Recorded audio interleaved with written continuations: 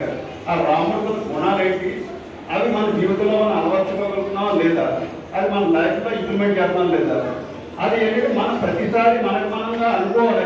ఏంటంటే రామాన్ని రాసినప్పుడు ఆ రాముడు గుణాలు ఏంటంటే ఒకసారి మన మనసులో వచ్చిందనుకోండి, దాంట్లో కనీసం ఒక 4-5 మన లైఫ్ ఇంప్లిమెంట్ చేస్తే అదే సార్థకత యాక్చువల్గా. సో ప్రతిదీ కూడా మనం చేస్తున్న పనులు దాని మీనింగ్ ఏంటి, అది చేస్తున్న దానికి అర్థం ఏంటని చూసుకుంటే మనకి మన లైఫ్ చాలా ఉపయోగపడుతుంది. మన సంస్కృతి ప్రకారం మనం చెప్పండి. అలాగే ఇప్పుడు మన గాయత్రి మంత్రం ఉంది, 108 సార్లు చెప్తే మంచి జరిగిపోతుందంట. ఎలా జరుగుతుందని ఎవరికీ తెలియదు. దగ్గర సో గురించి చెప్పేస్తే అయిపోతుందా, దానిలో మీనింగ్ ఏంటి, మనలో అజ్ఞానాన్ని తొలగించి దేవి నాకు జ్ఞానాన్ని కలిగించు అని చెప్పేది మనం చెప్తున్నాం మన మంత్రం మీనింగ్. సో అది యాక్చువల్ మన లైఫ్ ఇంప్లిమెంట్ చేయాలి యాక్చువల్గా. సో మనకి ఒక ఫ్రెంచ్ లాంగ్వేజ్ అనుకోండి, ఆ ఫ్రెంచ్ లాంగ్వేజ్ ఫ్రెంచ్ కింద మనం చదివేస్తాం బట్ ఆ మీనింగ్ మనకు తెలియదు. ఈ మన సంస్కృతి మన శాస్త్రాలు సంస్కృతులు ఉన్నాయి.